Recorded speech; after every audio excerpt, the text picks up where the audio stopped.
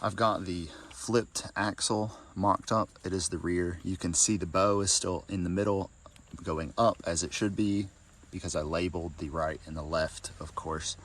I don't have it bolted on yet because I had to buy new U-bolts because mine are very bad. I thought I could get away with not replacing them, but I should have taken the nuts off to inspect a couple before accepting that as fact. Anyway, so I'm going to measure the difference here. The shackle in the middle, it's not going to be perfect because it's obviously drooped a lot more on the back than it is the front here, but it looks like the springs are at roughly the same level. So we'll see the difference. So this is our factory axle where it is above the spring. We're at about 15 inches from the center line of the axle to the bottom of this piece of trim. So now the flipped axle here, from the center line to the bottom of that piece of trim, is about 18 inches. So we've got roughly a 3-inch difference, which I think that will be pretty good for keeping our septic drain and gray water drain safe on forest roads and such. So I'm going to take that front axle out, weld the perches on, and hopefully by then my U-bolts and new top perches, whatever they're called, I don't know, will arrive in the mail. They're supposed to get here today, so we'll see. Here's the first thing that I'm doing is labeling these wires so I know which one goes where. So obviously the blue tape goes with the blue tape. Then I cut them as close as I can to these butt connectors, and I do that on both sides. I just want to show an example of how you shouldn't do wiring. So here's the original wire, right? Coming from the trailer. Yep, here we go. This was all wrapped around that axle right there. And then we have these two butt connectors that whomever did this previous repair installed. And then we have the two factory ones. I'm assuming they're factory because they match the other three wheels. And then we have two wire nuts. Yes, your favorite electrical device for automobiles, wire nuts. So, you know, we'll just take this off and see, voila, the wires jump apart. And they had all that onto the axle in this section right here. There was a dirt dauber's nest in there as well. With this, which wasn't going over any of the wires, however many zip ties that is, and this pile of electrical tape here. So what if they just reattached that to the frame rail with the rest of the wires and used two butt connectors? That would be crazy. What we should do instead, have 3 points of failure. Not to mention how poorly these are put in, which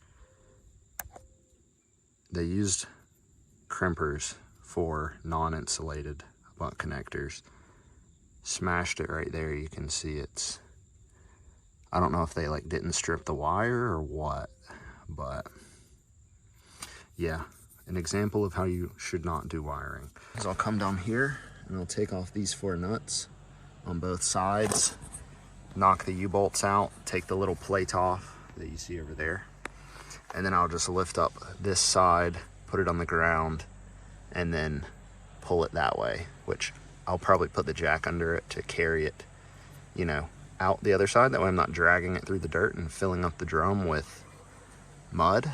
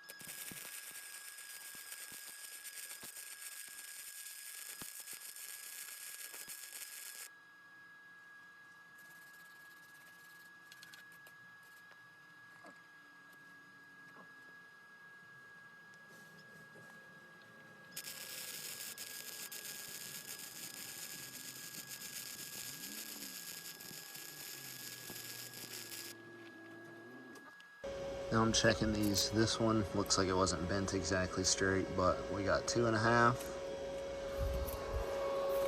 And we got 2.5. Then we'll roll the axle over, check the other side to make sure they're square.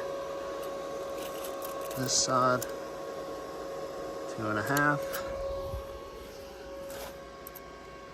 And 2.5.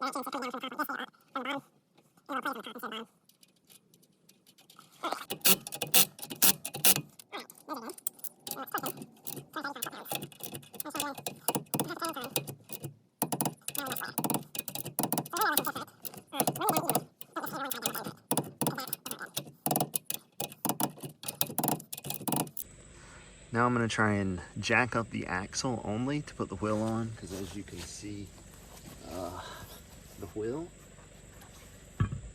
won't go on just quite.